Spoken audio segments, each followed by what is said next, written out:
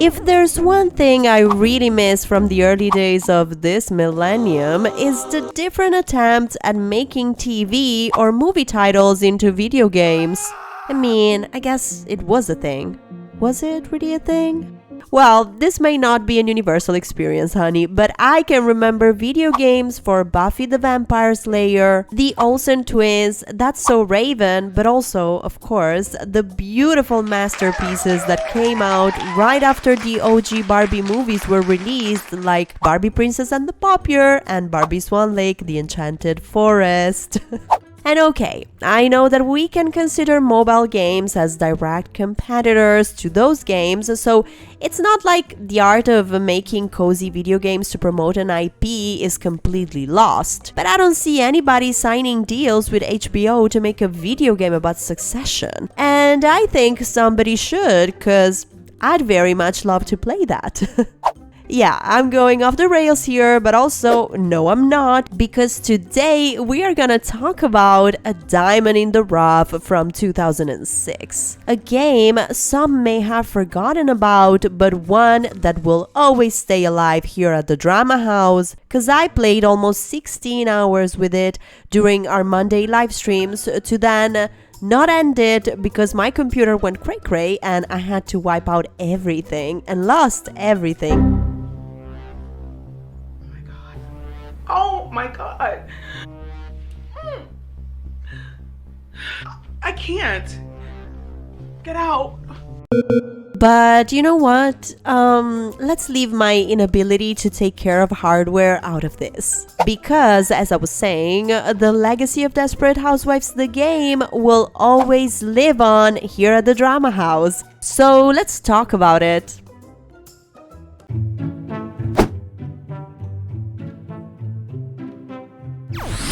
It's very important to start by saying that in the early 2000s, the TV show Desperate Housewives was more than just a hit show. It was a full-blown cultural obsession.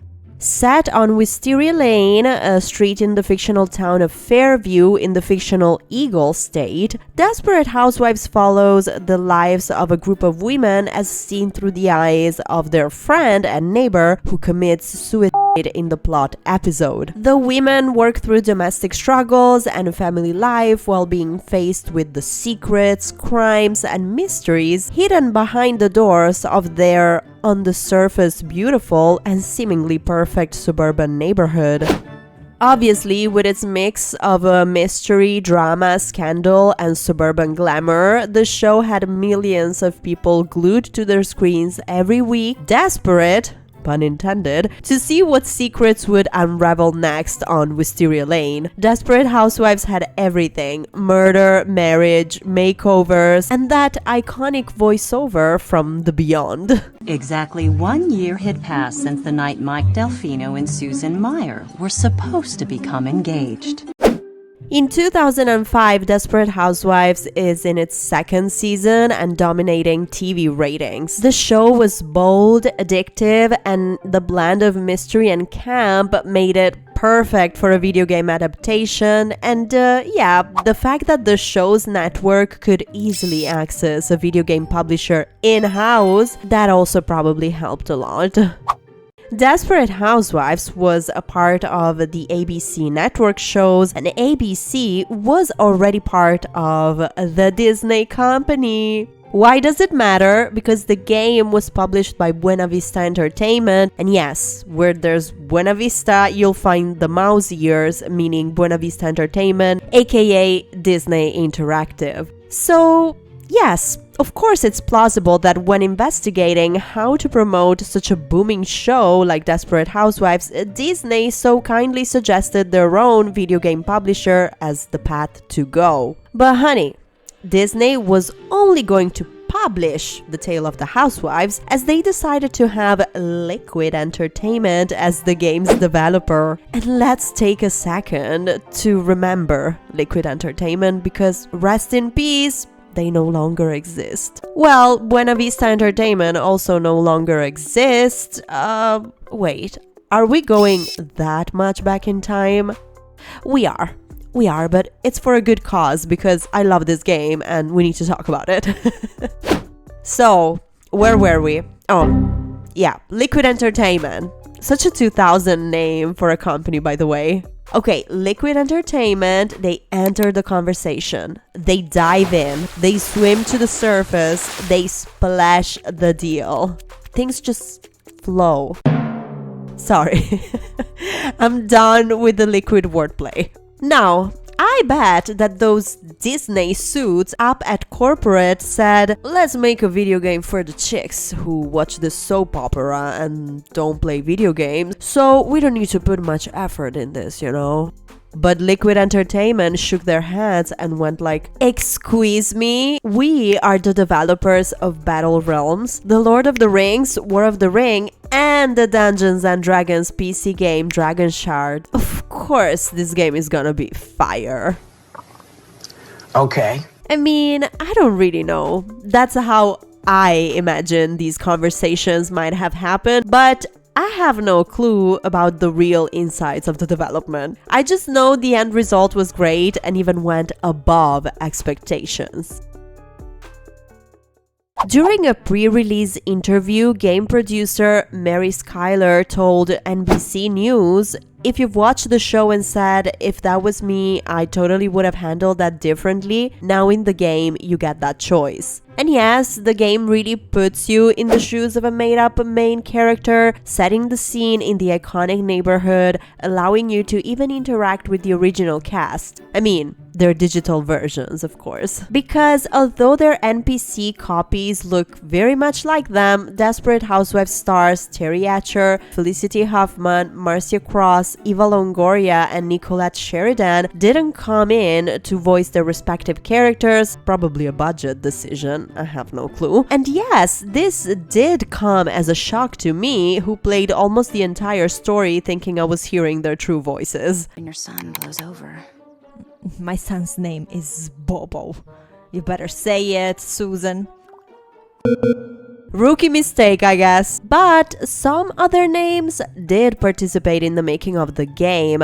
Scott Sanford Tobis, for example, who was a writer for the show, was picked as lead writer for the game, and Brenda Strong retook her role as the deceased housewife Mary Alice Young, aka the iconic voice that narrates the events in the show. Think mostly of good things. Well-maintained lawns, and even better maintained housewives.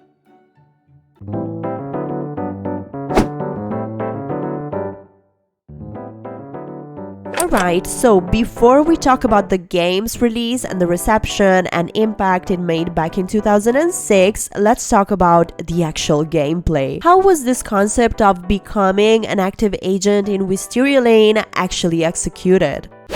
When the game begins, you're asked to create your character, the new housewife in town, and then customize her husband and son. Although the personalization doesn't really go very deep, since you're given just some presets and you can then change their hair color or clothes, that's not really a fundamental aspect of why the gameplay is so good. I did enjoy the create a character part, but obviously that's nothing like The Sims 2, which was the newest Sims game released when the Desperate Housewives game was launched.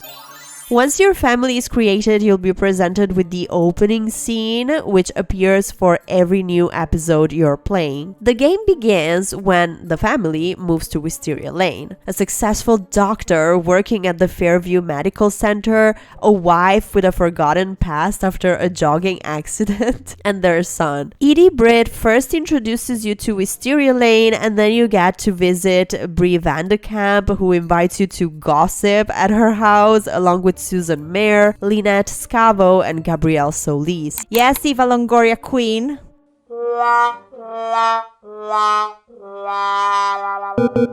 Then a pair of brothers visit your house, Daniel Fox, a famous designer, and his twin brother Frank Fox, who installs an internet service in the family's computer. Your character progresses through episodes, completing tasks that range from gardening and cooking to discovering the secrets of the neighborhood. The plot line that got me the most invested and upset had to do with a possible affair the husband was having with his secretary, Jackie Merlin. That episode just sent me to another planet, honey. I got so angry. But as the episodes progress, the different plots get so unhinged. We couldn't believe what was happening. Like, look at this lady, Etta Davenport. Believe it or not, and I mean, you should believe it because it's recorded forever here on this channel, Mrs. Davenport found herself guilty of unaliving pets. Emma looked at my garden funny. He was a goner. And they made such great fertilizer, too. Oh, my garden has never looked better. Yes, we busted her. She admitted she was doing it, and then we blackmailed her with this terrible secret. The game just gets so unhinged, and I loved every minute of it. Your housewife also has a son who's allegedly 14, but looks and sounds way older. I don't even know what party you're talking about. And who constantly finds himself in ridiculous drama. Like at one point he was failing at school and we found out that his teacher was failing him on purpose because she was attracted to him and she found out that he had a girlfriend. In that case, by the way, we found out a secret about her past and blackmailed her with it. All right, you win. I'll back off and let him do what he wants. Then you also get to meet a private investigator, Eric Larson, who shows up in town alongside a shady businessman, Vincent Corsetti, who clearly has ulterior motives. So it's like drama, inappropriate relationships, absolute crime. At one point, one of the brothers is even unalived. It's crazy and unhinged, and it just gets very addictive to stay and play more to find out what happens.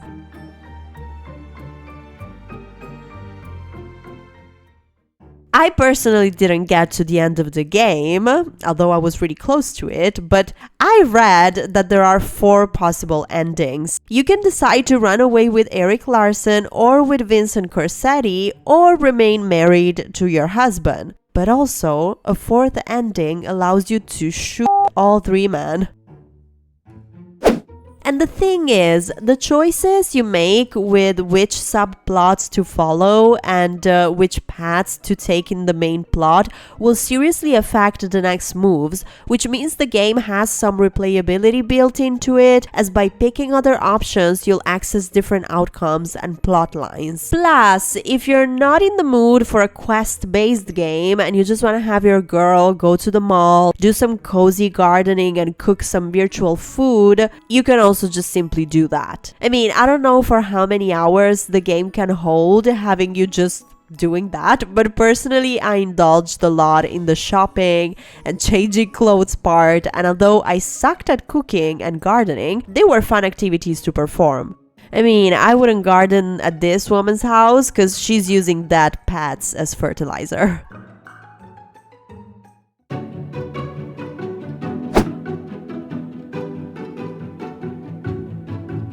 From all the promotional content and news article that I found, it's clear that everybody's perspective at the time, and I guess selling point for the video game, was that this was a, quote, game that women might enjoy. You're rude. Oh my God, you're rude. I'm leaving. I don't want to be at your party. I'm leaving. Yep. I know, it sounds a bit patronizing, but I guess they were coming from a place of, this is a game you'll like if you like the show, and because women like the show, they wanted to stress how you didn't need to be very into video games to enjoy Desperate Housewives, the game.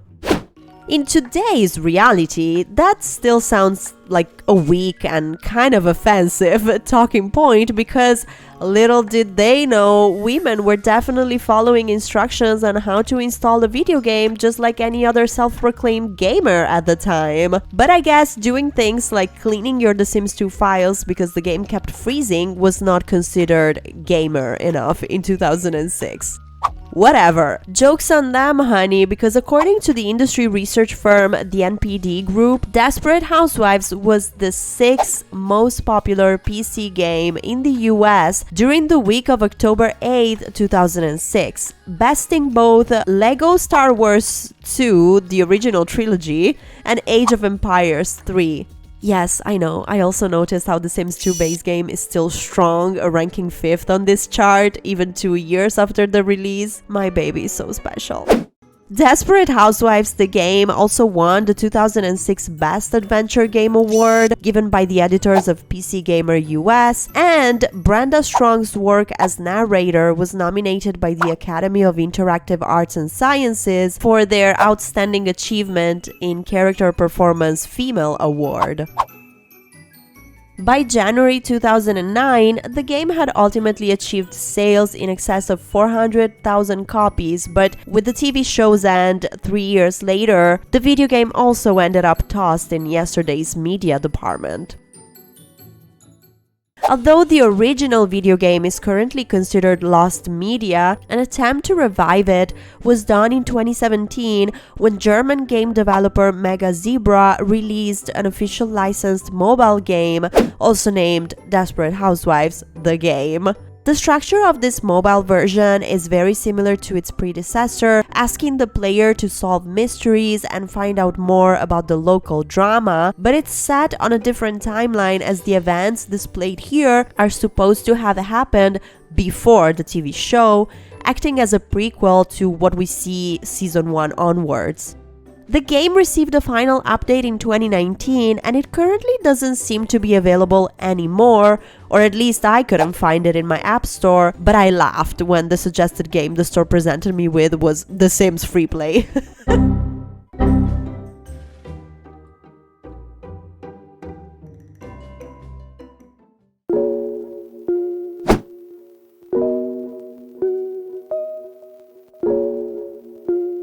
Desperate Housewives, the game, was such a fun experience and a gem of the time that really left me speechless and so entertained when I played it in 2025, almost 20 years after its release. Obviously, it does have some objective flaws to it, like the game's camera can be a bit messy to manage and the graphics would probably not impress many today. I mean, I was impressed, but it's clear it wouldn't stand a chance compared to today's graphically rich games. The gameplay, however, I think that still stands out, and if on one hand the attachment to the TV show makes it so iconic, I feel that on the other hand it penalizes it, because I don't think you need to know the Desperate Housewives lore to enjoy the plot of the game. You just need to like the intersection between mystery, cozy, and life sim games. And I feel these are the 2 points that ultimately led the game to Forgotten Land, you know? I assume the game was never intended to outlive the show,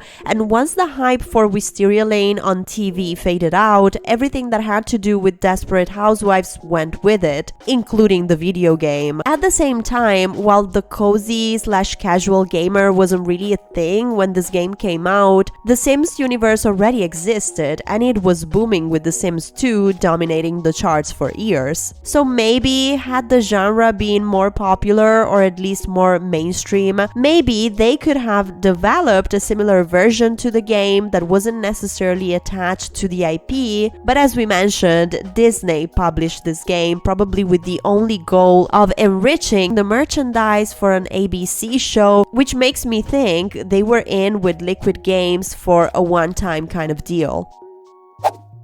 All of this to say the game is now defunct, and even finding it to play it on my live stream was a very demanding job that I don't want to go through again, although it was worth it because I really had a good time playing. And you know, researching for this video really made me think about the volatility of interactive media. Like, imagine having played the Desperate Housewives video game a couple of times at a friend's house because they had it, and then 20 years pass and you're like, did that thing ever happen? Did the game even exist? You know, it's not like you'll see it on Steam from time to time and remember it exists. It's so lost, you can't even buy it anywhere if you want to. But talking about that, please let me know in the comments if you remember playing the game and if there are more live sim games you enjoyed back in the day and want to hear more about. Cause you found me, honey, somebody who's enough on the edge to go on deep dives about the past, the present, and future of live simulation video games. So let me welcome you to the Drama House. You can hit the subscribe button right now to join me, and feel free to give some love to that like button as well if you enjoyed this video. If you want to spend some more time with the girlies in Wisteria Lane and with me, you can watch our past live streams playing the game right now. Thank you so much for stopping by today. I appreciate it so much. My name is Lady Drama, and I hope I'll see you very soon.